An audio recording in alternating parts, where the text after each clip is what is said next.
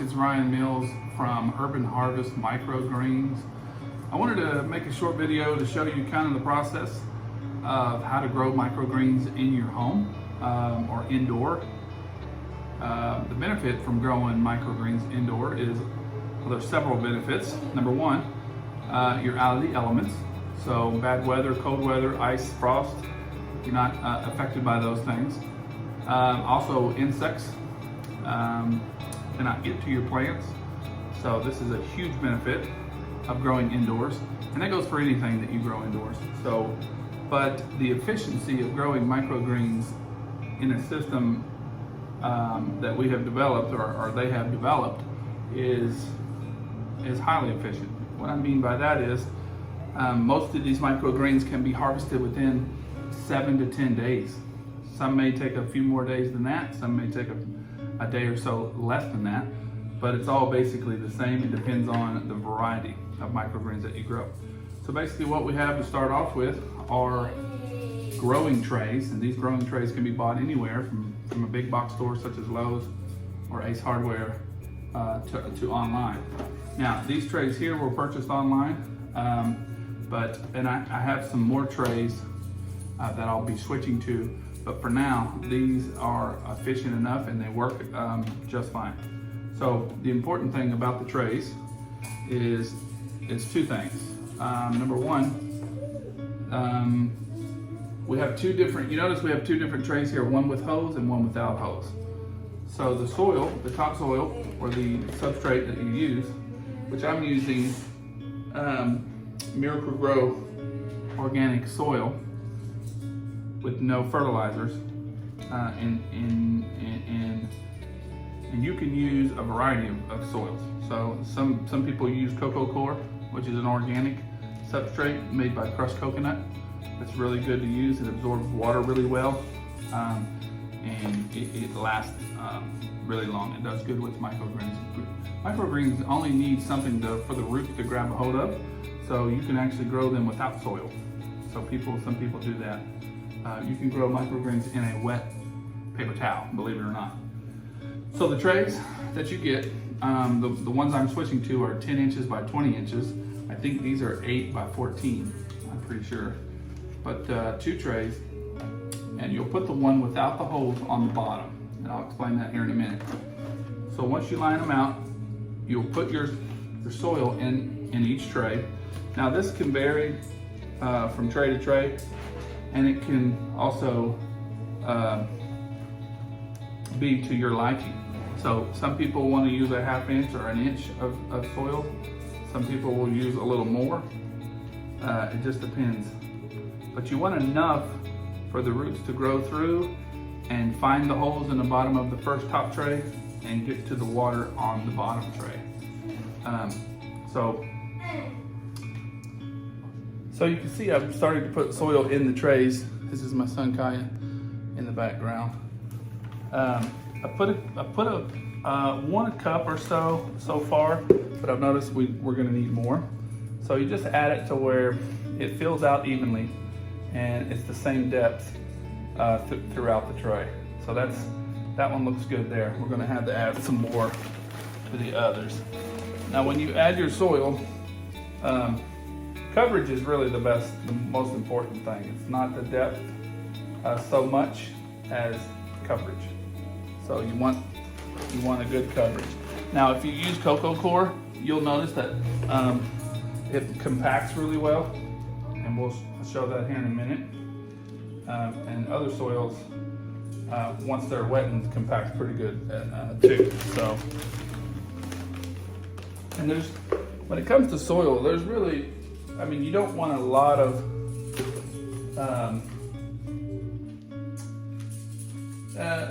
any type of soils with fertilizers and stuff. You just want organic topsoil or planting soil.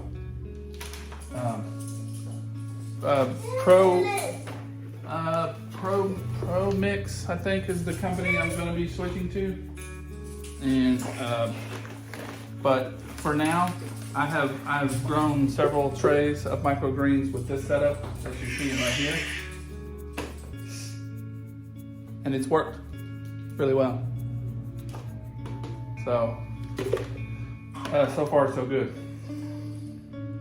Now, once you get to this point and you've got your trays full of your soil or substrate that you're using, you want to take a spritzer or a multi-purpose sprayer. I picked this one up at a local Tractor Supply in my area. And you just want to wet your soil. And the reason we do this is to get ready for the seeds to absorb some of this water, and also to soften the soil to flatten, and because we want a good bed for the seeds to lay on. And to do this, some people use a 2x4 or a piece of wood, or you can cut out the exact dimensions of your tray with a piece of plywood and attach a handle to it, and that way you can press it one time. There's no right or wrong tool to use here. I'm just using this Tupperware lid because it fits in the tray. You just want to press firmly down on your soil, and that just compacts it and presses it down. Makes it nice and flat, such as this.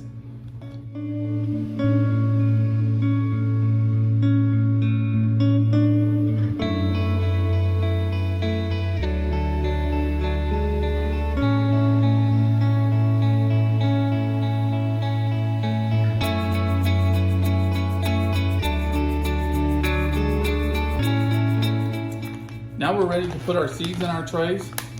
Seeds are very important.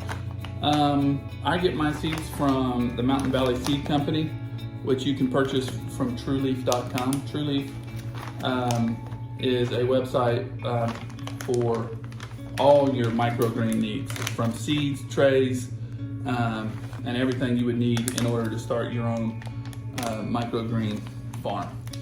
So this particular microgreen is black oil sunflower seed, and it has all the instructions and all the information, such as germination percentage, hard seed percentage, germ date, so when they were germinated, where they originated from, and a tracking number. This is very important because when you buy seeds from somewhere online that you're not real familiar with, and the seeds could have some mold or issues within the seeds itself, and then you grow it and then your plants have problems, you don't know where to backtrack. And especially if you grow in order to sell to the public or to restaurants, and then you can see how that would be a problem.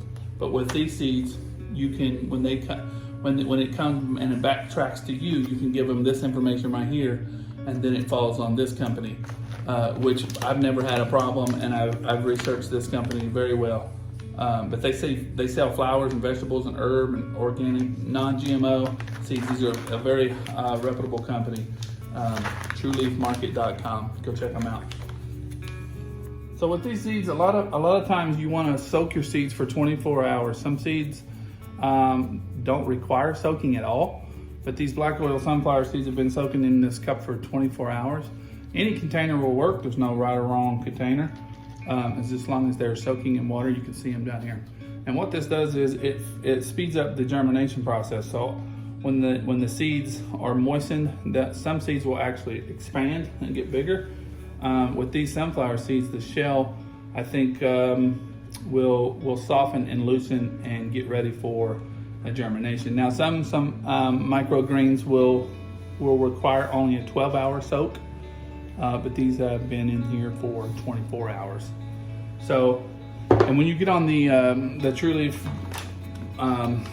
Market website, they have loads and loads and loads and loads of information on every variety that they have. So you can refer to that information to find out your soaking time. Okay, now I've got my seeds in this strainer. I just strained the water out, or drained it. This is kind of how I do it. Now there's a very efficient way of putting your seeds in your trays depending on the size of your tray. And what I mean by that is, once you spread them out and put them on the soil, you don't want any seeds bunched up in a pile. You want them very close to each other and no gaps in your soil. So you want an even coverage of seeds on top of your soil. And once you figure out how many seeds, depending on the variety, that it takes in order to do that, and you can experiment with, these seeds are larger, so I do it by hand, but some seeds are very tiny, and very, very small. So you can get salt shaker type containers and sprinkle them over. A lot of people do that. I'm sure True Leaf Market has a container you could do that you can buy or purchase. But just kind of find your own way of doing this. With this, I do it by hand, and I'll show you exactly how I do it. So I'm gonna spread these on top and just sprinkle them. And it's kind of hard to see, but you want good lighting so that way you can catch the spots that are missing or catch spots that are overlapping. Like right here, these seeds are bunched up and on top of each other, and when they grow, they will be the same way. So you want to fix that. But just keep sprinkling and covering the top of the soil with your seeds until you see a good coverage. Now, I'm just trying to find the spots that are open and bare, so I can put my seeds in there. And just keep moving them around with your fingers and finding a good coverage. Now you could overseed, and you can definitely underseed. I feel like most people issues are underseeding. They think that there's too many and they're too close together, and so that they end up having big gaps in their plants. I don't think that's the issue with me. A lot of times I keep going until I know that there is no space in between the seeds, and I'm just looking for gaps here. That's all I'm doing. So I know I want a good coverage, and I think I got that. Now you can see that I have evenly distributed the seeds. I'm trying to target these gap areas, so see areas where there are no seeds, and just kind of spreading them out with my finger, so we can get some good coverage. And once you feel that you have done this, then we'll move on to the next step. Now I went ahead and made up 2 trays of two different varieties. Right here we have pea sprouts and we have buckwheat microgreens. So as you can see, the pea sprouts and the microgreen seeds are different. This is an example of how you would spread it out versus larger and smaller seeds.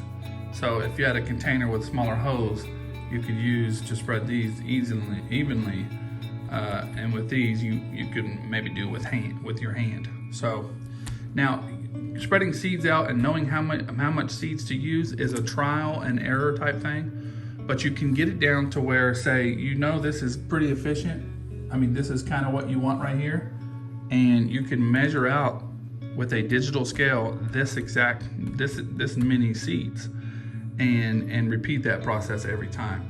So if this is, say, 2 ounces or 1.3 ounces or whatever the deal is, then you can measure that amount of seeds out every single time and get way more efficient than just doing it by eye or hand. Now once we have the seeds evenly distributed onto the soil in our trays, we want to give it a good last soak on top of the seeds. And this is going to press the seeds down into the soil a little. It's going to join the two together with water. Now sunflower seeds like a lot of water, and some microgreens don't need a whole lot of water. So really do your research on the type and variety of microgreens that you want to grow, and you will find little tricks and things that they are finicky with, and some things that don't work. And growing microgreens is a trial and error thing. I made some mistakes early on, and then I have learned from those, and now I'm trying to repeat the process, try new varieties, and learn from those as well. So now we got them all in the trays, we got them pressed down into the soil, and we got the soil and the seeds both soaked together. Let's move on to the next step. Okay, the next step is called the blackout period, or the germination period. So we're going to take the trays and actually stack them on each other. And what this is doing is 2 things. It's applying pressure to the soil and the seeds to press them down into the soil, and it's actually making it dark and and black inside these trays. So we're just gonna keep, even though these are different than those, it doesn't matter. Once we get them all stacked together, we will add a weight to the very top of these. Now I'm gonna use another tray to set on top of here and then add our weight to that so that all of them are compressed, all of them are in the dark, and all of them are in blackout. So the blackout lasts typically for 3 days. And now different varieties have some different blackout periods, but most I find that I've used and that I'm using here today are 3 days in blackout. So we're gonna go to the grow rack now, and I'll show you where I put them and show you the weight that I'll put on top of there. Okay, now we've come to our grow rack. This is a 4 foot by 24 inch metal 5 layer rack. A lot of people use them for closet storage, or restaurants use them for storage as well. But it doesn't matter where you store them for the blackout period, as long as they're in the dark. I got these lights on right now just to show you.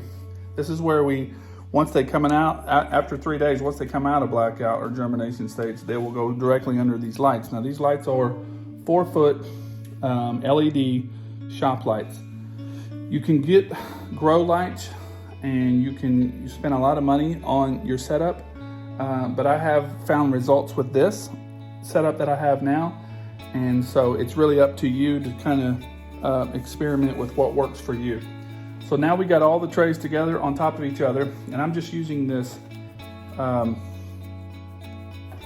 piece of a sign that I had laying around that I'm going to press down and put weight on top of that.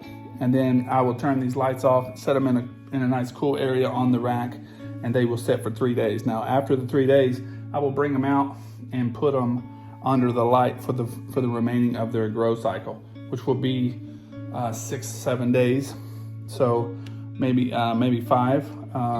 So with the 3 days of blackout and the 5 or 6 days under the light, you'll be ready for harvest. So that's pretty much it in a nutshell. As you can see, my setup is very basic with the grow area, my lights, those trays. I have a desk here with my watering spritzer, and I like to keep a track of germination, when they were germinated, the blackout period, how many days, and when I harvest them, how many times that you water them. Now once they come out of blackout and they go under the light, you're going to be bottom watering your plants twice a day, usually in the morning and then sometime in the evening. So, and you just spray, and it could be a different time, just as long as it's 2 times a day. And once the plants get up and start growing, they do like to be watered on the leaves as well. So even when they're just small germinating sprouts and they just come up and you can barely see them, they do like a spritz at the top. But when they're in the blackout period, you're just spraying the top. So that's one thing. You don't have to bottom water until the roots actually grow through the topsoil, through the hose in the first tray, and get down to the bottom. Now after 2 days, you can lift each tray, and I'll show you. You can lift each tray to see what's going on underneath. And with this one here on top, you'll see the roots coming through the holes, and then you will know it's time to bottom feed. So here's some roots that were left over from the last grow, but they look like, they look little white small roots, and you'll see them poking through those holes in that first tray, and that's when you know it is time to start watering the bottom. But for the first 3 days, it's a little spray on top and moisten it all up again, because they will dry out. So the seeds are in dark area, cool area, and they're in some nice moist soil. They germinate quickly. So after the 3 days, then you bring them out and put them underneath the light, and harvest will be next. So, well, that's it for the video. I hope this helped you. if you're thinking about growing your own food, if you're concerned about what you're putting in your body as far as what you buy at the grocery store with all the pesticides and chemicals and sprays and GMOs and everything that's going on in the world today with our food, if that concerns you and you want to learn how to grow your own food at home and possibly make a second income or a side hustle, and you can make anywhere from $700 to $1,200 a week once you get a full rack set up and going, then I hope this video helps you out in some way. Now, my system can be different than what you've seen on the internet, and some of the ways that I do it are going to contradict some other people. I'm just showing you the way I do it and the way I've been taught, and I've seen success. So I've had a couple harvests already. I've actually given them out to folks. Me and my family have ate them, and everybody loves them. They're delicious and nutritious. They're packed with vitamins, and they're really good for you. They're a superfood. I think it was Stanford that done a study in 2017 and really started to open up knowledge and education on microgreens. And so you can probably find it on their website or search for that on Google. And there's so much information out there. TrueLeaf.com, I can't say enough about. These are the trays that I'm going to be switching to. These are the 10 by 20 trays. These are very high quality. You can see how much larger they are than the ones I'm using currently. So you're going to get a bigger yield, a bigger harvest, and potentially more money if you choose to sell those. But these are food grade. They're a little pricey compared to other ones, but they're well worth it because they're very rigid. You can see the rigidness of this plastic, but you can use them for years and years. So anyway, thanks again. Hit a like or a thumbs up, whatever social media site you're watching this on. Please follow me for more videos like this and comment. Let me know if you liked it or not. Thanks again. I'm Ryan Mills from Urban Harvest Microgreens. Have a good day.